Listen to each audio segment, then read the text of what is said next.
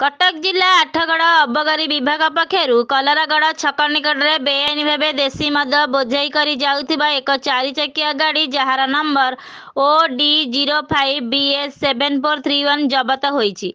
सेही गाड़ी रे 1890 लिटर देशी मद समेत जणे गिरफ होइतिबा जणा पड़िछि।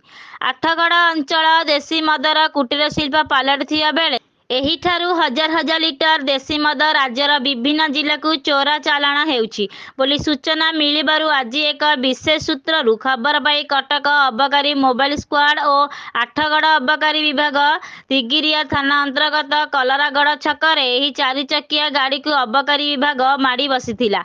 1890 लिटर देशी मद सह जनक गिरफ करिछि। गिरफ अभिजित जनक हेले संदीप कुमार। तांका घर कलरागड़ ग्राम रे होइथिया बेले जब देशी मदर आनुमानिक मूल्य 2 लाख टंका ऊर्ध्व होइथिया जणा पड़िछि। कलरागड़रू एही मद चंदका अंचल को जाउथिबा सूचना देइछन्ती आठगड़ भारप्राप्त अबकारी superintendent Abhiram Sahu. Abhiram Sahu in charge deputy superintendent of excise Athgarh.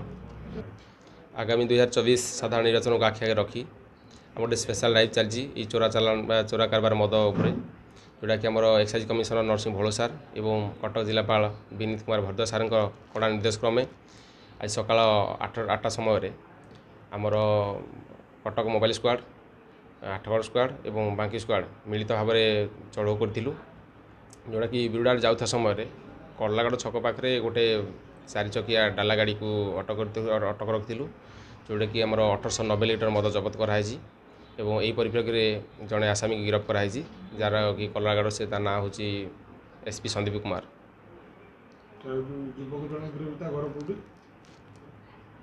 तार घर हूँ कलरागड़।